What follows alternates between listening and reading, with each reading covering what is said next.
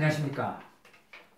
이번 시간에는 지난 시간에 말씀드린 대로 보험 계약의 성립 과정을 살펴보도록 하겠습니다. 다시 말해서 이제 지난 시간에 보험의 작동 원리를 이제 말씀을 드렸는데 그것이 현실에서는 어떻게 구현이 되고 있는지 그거를 한번 살펴보겠습니다. 지난 시간에 말씀드렸듯이 1000명의 계약자를 모아야 겨우 보험이 성립이 되고 10만 명의 계약자를 모아야 보험회사는 안정적인 경영을 할 수 있을 거다. 이제 이렇게 말씀을 드렸거든요. 그러면은 회사 입장에서는 어떻게 하면은 동질의 위험에 처한 사람들, 그러니까 똑같은 비슷한 위험에 처한 사람들, 1000분의 1이라고 말씀을 드렸죠. 1000분의 1에 해당하는 그런 사람들을 10만 명이나 되는 그런 사람들을 어떻게 유인을 해 올 거냐라는 문제입니다. 뭐 광고를 때려야 되겠지만은 광고를 때리기 전에 먼저 상품을 만듭니다. 그래서 상품의 내용을 약관이라고 얘기를 하는데 우리는 이제 보통 보험 약관이라고 합니다. 보통 약관. 이 보험 약관이라고 하는 거는 뭐냐 하면은 기본적인 것을 보험회사가 정해 놓은 겁니다. 주택화재보험이라고 해서 정해놓고 이거를 금융감독위원회에 신고해서 승인을 받게 됩니다. 그러면은 이 약관이라고 하는 거는 10만 명이라고 되는 사람들을 일일이 상대를 할 수가 없으니까 이제 표준 계약서로서 만들어 놨다고 이제 말씀을 드렸죠. 그렇게 만들어 놓고 이거를 계약자한테 이제 얘기를 해 나가는데 이 계약자가 그래 그럼 내가 이거 하나 들게 그러면은 보험을 들려고 온 사람이 정말로 같은 동질의 위험에 처한 사람들인지 아닌지를 확인하기 위해서 고지를 하라고 합니다. 고지사항. 이 고지사항은 이제 보통은 질문표에다가 이렇게 체크함으로써 이제 되는데 이 집이 예를 들어서 뭐 가정용이냐 이제 사무용이냐 뭐 이제 이렇게 물어보기도 하고 철근 콘크리트냐 목조주택이냐 뭐 이제 이렇게 물어보기도 하고 집에 뭐 소화기는 있느냐 없느냐 뭐 이제 이런 여러 가지를 물어서 이 사람이 이 같은 동질의 위험에 처한 사람인지를 확인을 하는 이제 이런 일을 하게 됩니다. 그러니까 이 한 사람의 보험자가 수많은 보험 계약자를 상대하기 위해서 하다 보니까 일일이 계약을 체결하기보다는 이와 같은 약관을 보여주고 고지사항을 물어보고 이렇게 함으로써 계약이 이제 성립되게 된다는 얘기인데요. 이러한 성립 과정과 그 다음에 이제 소멸 과정 뭐 이런 거를 한번 시간적으로 검토를 해 보겠습니다.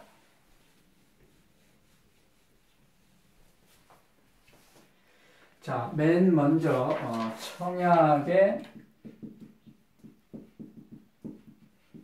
유인이라고 합니다. 그 다음에 청약을 하고 그 다음에 승낙 그 다음에 효과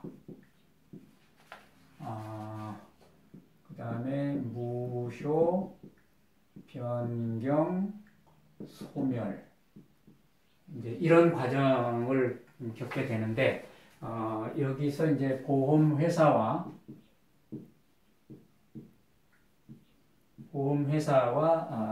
이제 보험 계약자가 있고요. 다시 얘기 드립니다만은 보험 계약자는 지금 10만 명으로 가정을 하고 있습니다.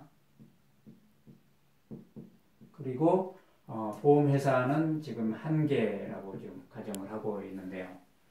자, 이 보험회사가 보험계약자 10만 명을 만나서 계약을 하려면은 이게 얼마나 힘들겠습니다.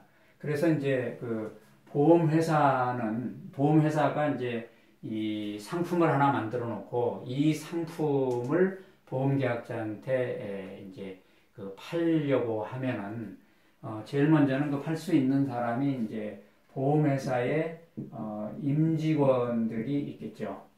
이건 당연하게 임직원들이 그걸 팔 수 있고요. 그 다음에 대리점들이 있죠.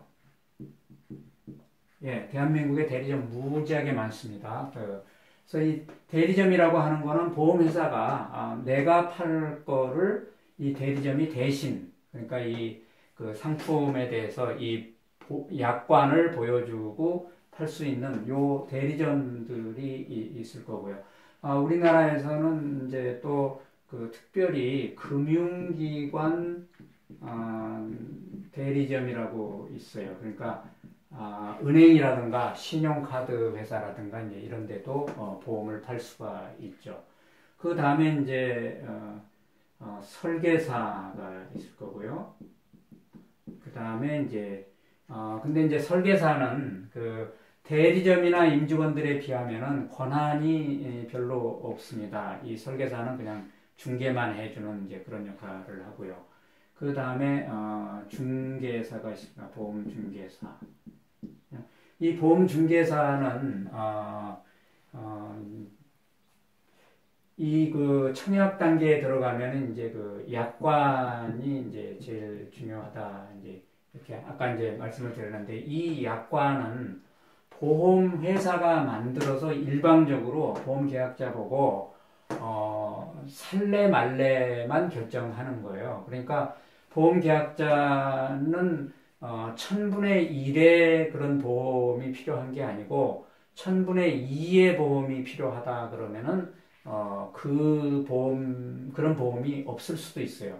그런데 A라는 보험회사는 1000분의 1을 팔고 B라는 보험회사는 1000분의 2를 팔고 아니면 무슨 조건이 여러 가지 다르게 만들 수가 있을 텐데 이 중개사는 보험계약자 입장에서 보험회사하고는 별개로 A 보험회사, B 보험회사, C 보험회사를 이제 접촉을 해서 이 보험계약자한테 가장 좋은 상품을 골라주는 그러한 역할을 하는 게 이제 보험중개사가 되겠습니다. 자, 이렇게 해서 이제 대리점이든 설계사든 중개사든 뭐 임직원이든 이렇게 통해서 이제 유인을 해 왔으면은 그 유인의 마지막 단계가 이제 청약이죠. 청약서에다가 사인을 이제 하는 거예요. 내가 사겠다. 내가 이제 사겠다라는 거를 사인 이제 직접 서명을 하게 되는데 서명하기 전에 이제 약관을 이제 읽어봐야 되겠죠. 그러면 이 약관은 지금 경우에는 주택화재보험이라고 되어 있겠죠. 그 다음에 보험료 제일 중요한 거 보험료 얼마? 예, 10만 원이죠. 그 다음에 보험 가입 금액 얼마? 1억 원이죠. 그 다음에 언제부터서 보험이 시작되냐? 나 지금 보험료를 지금 낼게. 예, 지금부터서 시작하게 해줘. 그러면 이제 보험료를 지급하게 되는 얘기. 그 다음에 이제 이런 경우에는 네가 해지할 수 있고 또 이런 경우에는 내가 해지할 수 있고 뭐 이거 무효나 해지에 관한 사항들. 그 다음에 이제 뭐 전쟁에서 포탄에 맞아서 집이 부서졌다. 그런 경우에는 보상하지 않는다라는 이제 뭐 면책 얘기. 그 다음에 이제 예금자 보호에 관한 그런 얘기를 또 하고 적용 이율이라든가 뭐 이런 거를 적어 놓은 게 이제 약관이 되겠습니다. 지금 이런 얘기 나중에 다 자세히 나옵니다. 그러니까 그냥 지금 그 전체적인 구조를 제가 설명을 드리고 있는 거니까 이제 약관하고요. 그 다음에 이제 이 약관을 보고 나서 청약서에 자필 서명을 하게 됩니다. 그 다음에 이제 아까 말씀드렸듯이 질문표에 표시를 하게 되죠. 고지사항.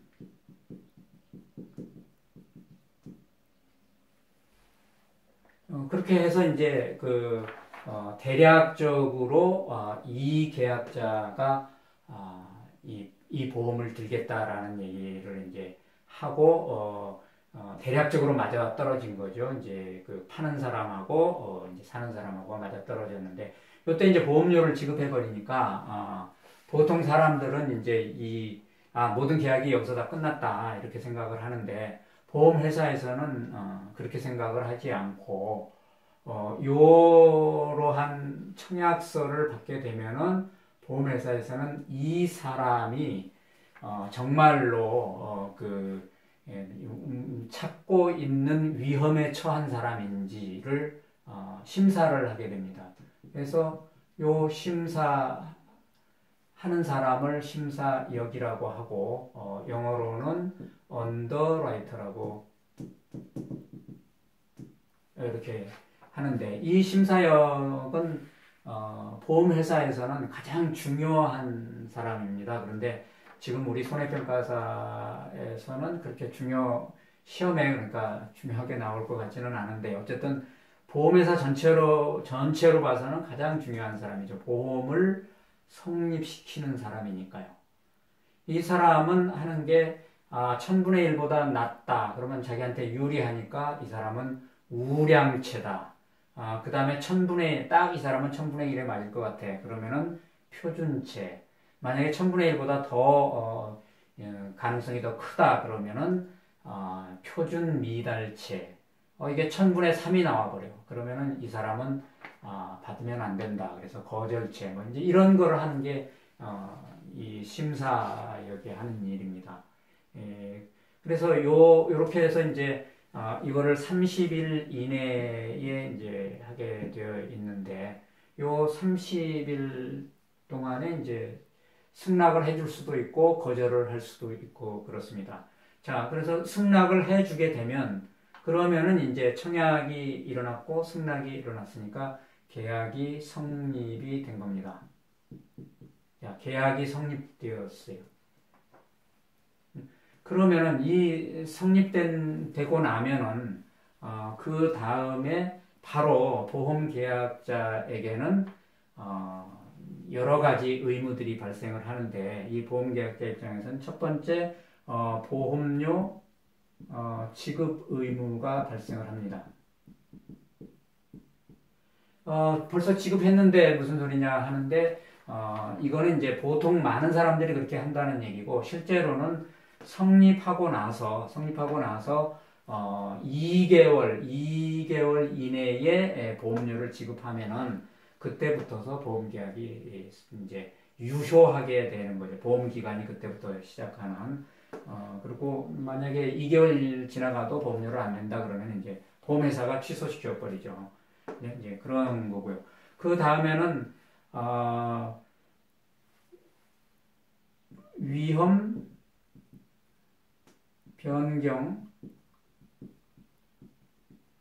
증가 통지 의무, 그 다음에 위험 유지 의무,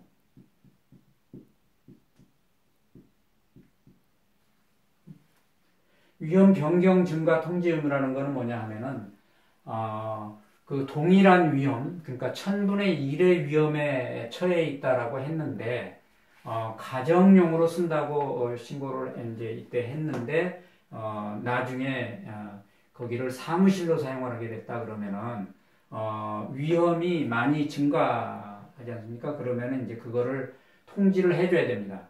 왜냐하면은 보험회사는 그 위험이 증가했으면은 거기에 따라서 보험료를 더 받든지 아니면 해지를 해야 되기 때문에 이제 이 보험 변경 증가 통지 의무라는 게 이제 주어지고, 그 다음에 또 위험 유지 의무. 그러니까 보험 들어놨다고 해서 거기다가 이제 뭐 집에다가 카페트 위에 석탄 난로를 갖다 놓는다든가 이제 이렇게 하면은 안 되겠죠.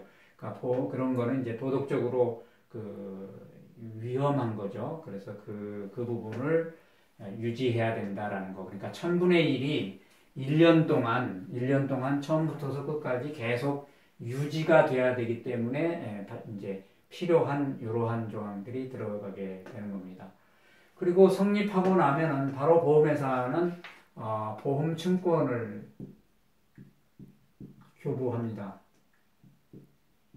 지체 없이 교부하라고 해놨거든요. 성립하고 나서 지체 없이 하라. 물론 보험료를 지급하지 않았으면 뭐 안 해도 된다. 뭐 그런 얘기가 있는데 보험증권 교부를 하는데 이 보험증권에는 여기 약관에는 그러니까 보험회사가 쓴 것이고 청약서에는 보험계약자 이름이 있을 거고요. 여기는 보험회사 이름만 있죠. 근데 이제 보험증권에 가면은 두 가지가 다 나타나겠죠. 그리고 이제 그 이외에도 여러 가지 그 꼭 필요사항이 있는데 거기에 대해서는 다음에 공부하기로 하고요. 그 다음에 이제 보험금 지급 의무가 있겠죠. 자, 보험사고가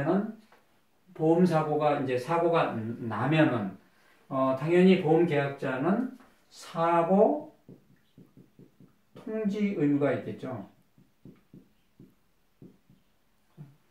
보험회사가 사고가 났는지 안 났는지 어떻게 합니까? 그래서 사고 통지 의무가 있고 거기에 따라서 이제 그 통지를 하게 되면은 뭐 중개사가 됐든 설계사가 됐든 대리점이 됐든 이제 그 안내를 해주겠죠. 이때는 서류는 뭐가 필요하고 뭐 어떻게 되고 이제 이렇게 하고 조사를 즉시 이제 조사를 해야 됩니다. 지체 없이 조사를 해야 되는데 보통 조사 1번이 고지사항 확인하는 겁니다. 고지사항. 거짓말로 계약한 거 아니냐. 이제 뭐 이런 거 조사하는 이제 그런 거 해서 어쨌든 됐으면은 금액을 확정시켰으면 1억 원 그러고 이제 딱 났으면은 10일 이내에 지급을 하면은 되게 됩니다.